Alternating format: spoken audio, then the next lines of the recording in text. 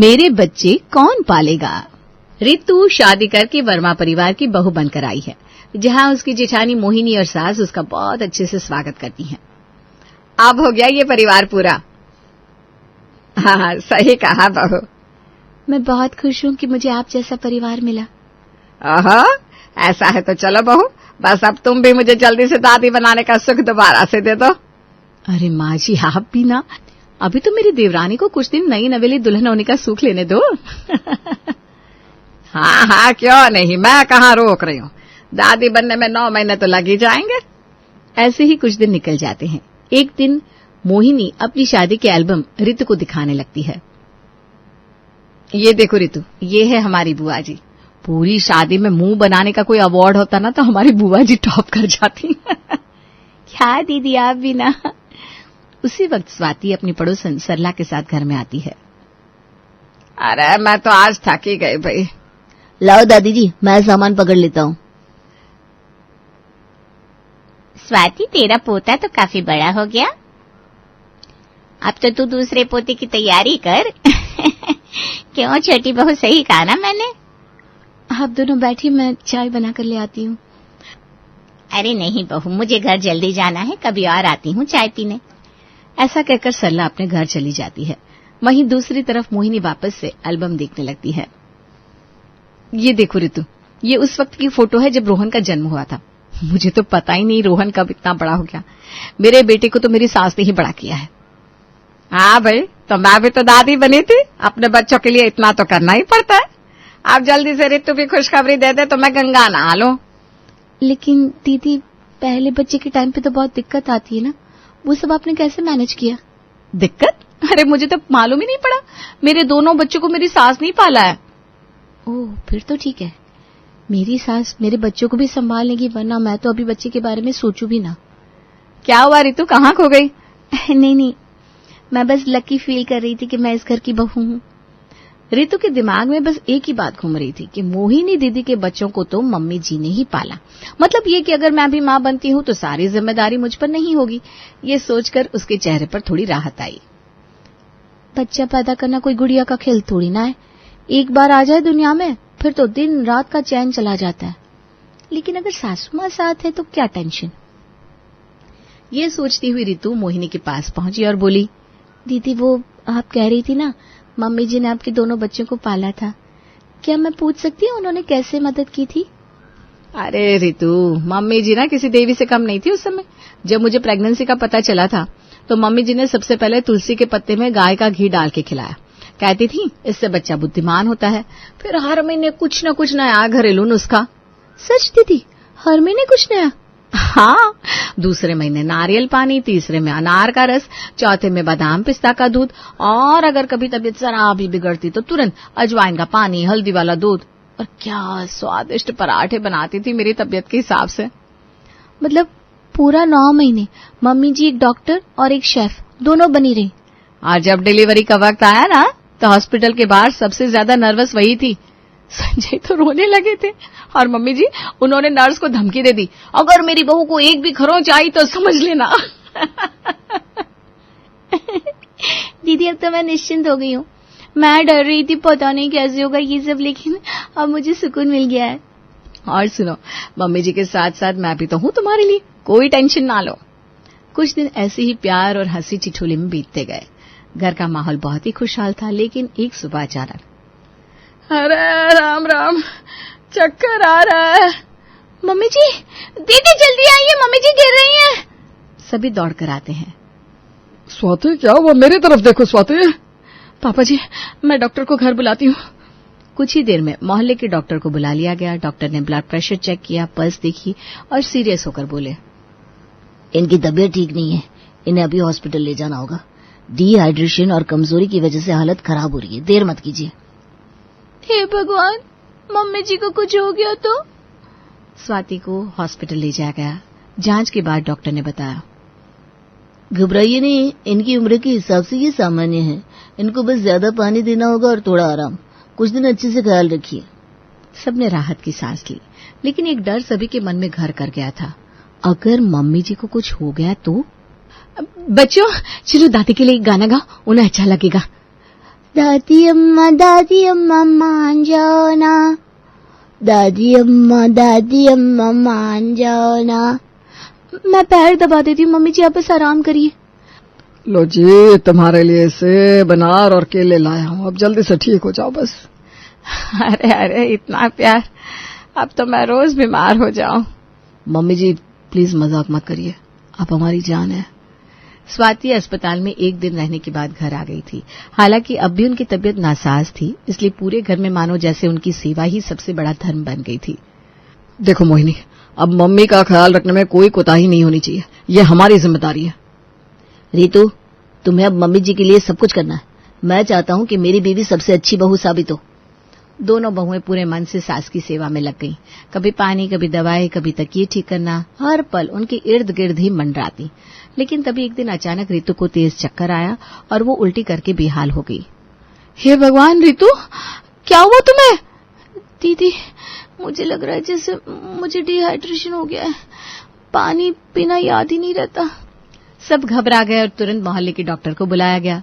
Doctor ने checkup किया और मुस्कुराते हुए कहा, बधाई हो, ये माँ बनने वाली है। मतलब राकेश, तुम बाप बनने वाले हो। क्या सच में? हाँ, और क्या। घर में जैसे पटाखे फूट पड़े। मोहिनी तो नाच उठी। रोहन, रिया, एक और भाई या बहन आने वाला है, अब तुम दोनों बड़े भैया दीदी बन जाओगे। ये छोटा बेबी आएगा, ये। ऋतु मेरी बहन, मैं तुम्हारे लिए बहुत बहुत खुश हूँ और तुम बिल्कुल भी डरना मत, मैं तुम्हारे साथ हूँ हर कदम पर। ऋतु की आंखों में आंसू थे, लेकिन वो आंसू डर के नहीं थे, उम्मीद और भरोसे के थे। राकेश ने फौरन सबको मिठाई लाकर खिलाई। स्वाति को भी जब ये पता चला तो वो बहुत खुश हुई। मुझे तो ऐसा लग रहा है मेरी आधी तबीयत ठीक हो गई। भगवान तुम लोगों को खुश रखे। ऋतु के दिमाग में वही बात चल रही थी कि मोहिनी दीदी की प्रेगनेंसी के समय मम्मी जी ने उनकी बहुत हेल्प करी थी। वो वैसी ही उम्मीद रखते हुए अगले दिन अपनी सास के कमरे में पहुंची, लेकिन वहां स्वाति तो अपनी तकलीफों में ही डूबी हुई थी। अरे ऋतु, आवा, मेरी हड्डियां तो जैसे रोज रोज बेजान होती जा रही है। दवाइयां ऐसी लगती है जैसे अफीम खा लियो, हर वक्त नींद आती रहती है, शरीर जवाब दे रहा है। बेटा मम्मी जी, वो मैं कुछ, अब तो मन करता है कहीं गंगा किनारे बैठ जाऊं और बस वहीं रह जाऊं। ये बूढ़ा शरीर अब ज्यादा दिन साथ नहीं देगा। जी आप सही कह रही हैं। ऋतु बस मुस्कुराती रही और उनके दर्द में अपना दर्द छिपा लिया। उसे अजीब लगा कि मम्मी जी ने उससे कुछ पूछा भी नहीं, ना ही कोई बात की। वो चुपचाप उठ गई। अच्छा मैं चलती हूँ, फिर किसी समय आऊंगी। ठीक है ठीक है। शाम के समय रसोई में मोहिनी मौजूद थी जब ऋतु भी वहां पहुंची। अरे ऋतु, अब तो तुझे बहुत ध्यान रखना होगा।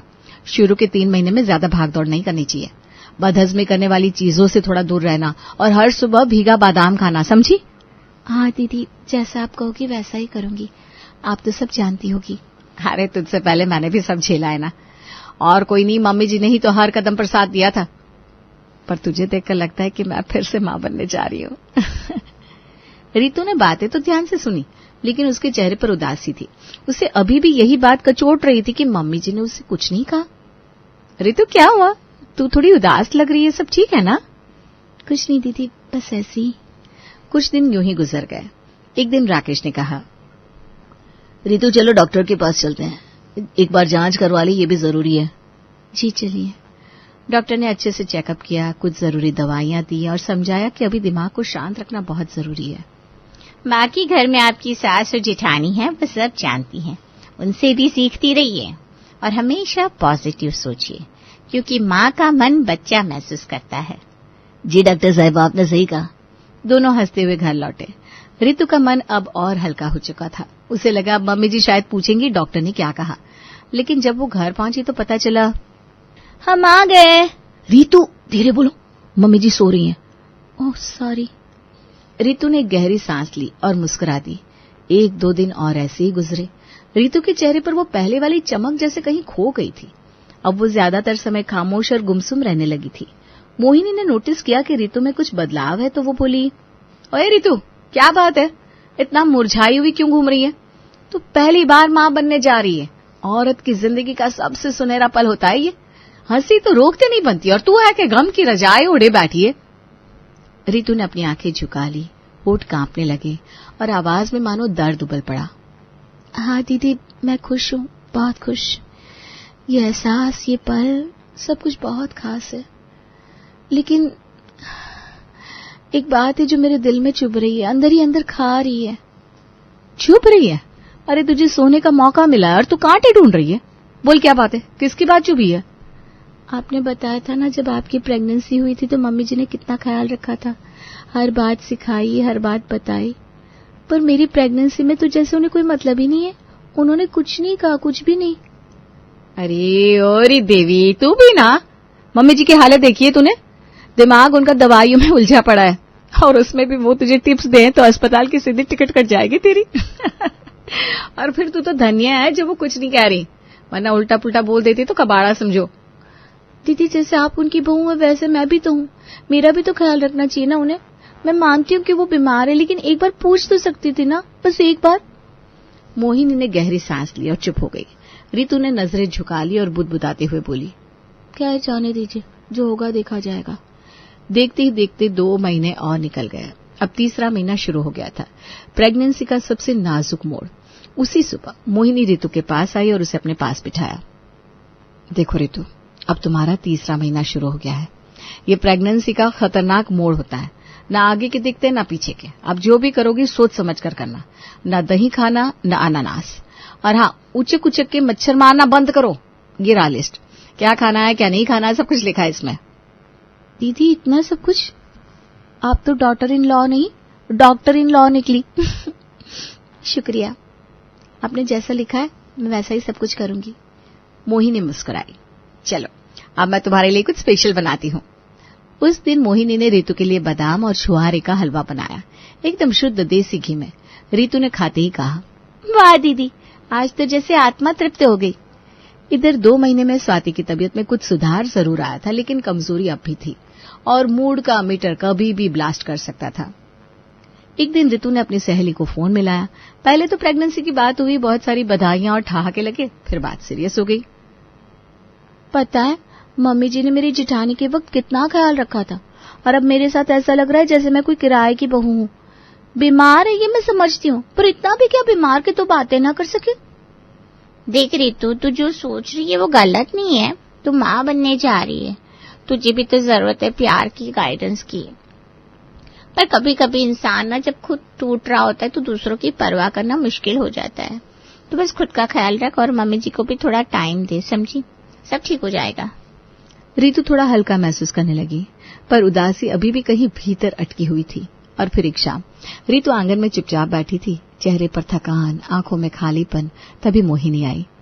ऐ रितु, चल उठ, आज तुझे घुमा के लाती हूँ, थोड़ा मूड बदलेगा, वरना तेरी सैड फेस से तो दीवारें भी रोने लगेगी। चल चल चल। मोहिनी रितु को एक ऐसी जगह लेकर गई जहां सिर्फ प्रेग्नेंट औरतें आती थी।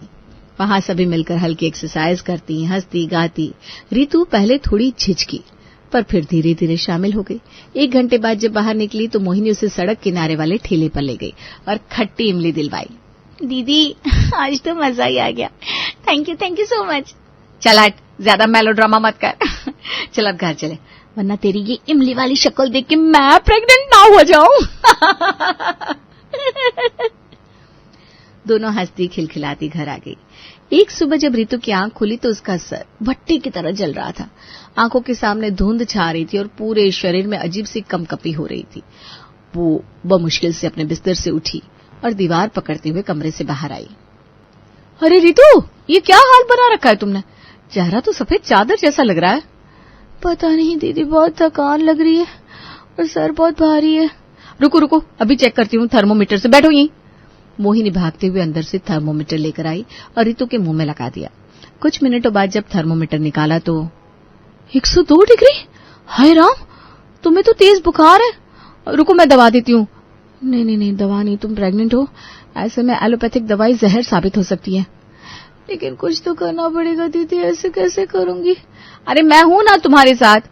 देखो अभी घर का नुस्खा बनाती हूँ जो मेरी नानी बनाया करती थी। ऐसा जादू चलेगा, बुखार भाग खड़ा होगा। हाँ, फिकर नॉट। मोहिनी रसोई में गई, तुलसी, अदरक, काली मिर्च, शहद का देसी काढ़ा बनाकर लाई। रितु ने जैसे ही घोंट लिया थोड़ी राहत महसूस हुई। तभी स्वाति की आवाज आई। कौन खास रहा यूं जान निकाल कर?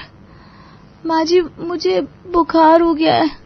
ओहो, ध्यान रखा करो, ये मौसम बड़ा चालू है, खुद का ख्याल रखो। इतना सुनकर रितु के चेहरे पर हल्की सी मुस्कान आ गई। पहली बार स्वाति ने हालचाल पूछा था, लेकिन उसी शाम को जब रितु बालकनी में बैठी थी, उसने देखा कि स्वाति मोहिनी के बच्चों के साथ बैठी हंसी ठिठोली कर रही थी। मम्मी जी को सिर्फ मोहिनी दीदी और उनके बच्चों से लगाव है, मेरा तो जैसे अस्तित्व ही नहीं है। स्वाति ने उसे देखकर बुलाया भी।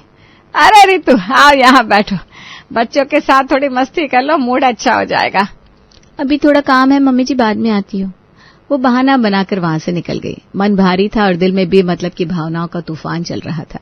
अगले दिन रितु अपने कमरे में थी। राकेश आया, हाथ में दूध का ग्लास लिए। कैसी हो? कुछ खाया पिया आज? क्या बनवाऊं तुम्हारे लिए? कुछ नहीं चाहिए, वैसे भी किसी को फर्क नहीं पड़ता। अरे वही मोहिनी भाभी तो खुद बार बार पूछ रही थी, और मैं तो तुम्हारे लिए दूध भी। जब मम्मी जी को मेरी परवाह नहीं है तो आपको इतनी क्यों है? क्या तुम कहना क्या चाह रही हो कि मेरी माँ को तुम्हारी कोई चिंता नहीं? हाँ, आज तक आपने कभी देखा मम्मी जी को ये पूछते हुए सुना, बेटा कैसी हो, कुछ चाहिए? मोहिनी दीदी के बच्चों पर जान देती है, पर मैं तो बस एक मेहमान हूं इस घर में। राकेश की आंखों में गुस्से और दुख का तूफान उमड़ पड़ा। तुम्हें शर्म नहीं आती ये सब सोचते हुए? मेरी माँ अब बीमार रहती है। जो बात मोहिनी दीदी ने बताई वो तब की है जब मम्मी पूरी तरह स्वस्थ थी। अब तो उन्हें अपने हाथों से पानी भी हमें देना पड़ता है। मुझे लगा शायद मैं अनचाही हूं यहाँ सबके लिए। तभी बाहर से मोहिनी की आवाज आती है, जो पास से गुजर रही थी। राकेश सही कह रहा है रितु, माँ जी अब वैसी नहीं रही जैसे पहले थी। तुमसे कुछ छूट गया है दिखने में। उन्हें तुम्हारी बहुत जरूरत है। मत बनाओ खुद को अलग इस घर से। हम सब तुम्हारे साथ है रितु, और तुम्हें पता है मम्मी हर समय हमारे बच्चे के लिए प्रार्थना करती रहती है। रितु की आंखों से आंसू बहने लगे। उसने महसूस किया कि वो खुद ही अपनी भावनाओं में उलझकर चीजों को गलत समझ बैठी थी। माफ कर दीजिए दीदी, राकेश, हम मैं ऐसी बातें दोबारा नहीं सोचूंगी। यही तो चाहिए था रितु, हम सब एक परिवार है, बस थोड़ी समझदारी की जरूरत होती है रिश्तों को निभाने के लिए। उस दिन पहली बार रितु को ऐसा लगा जैसे उसने सच में अपना घर पा लिया है।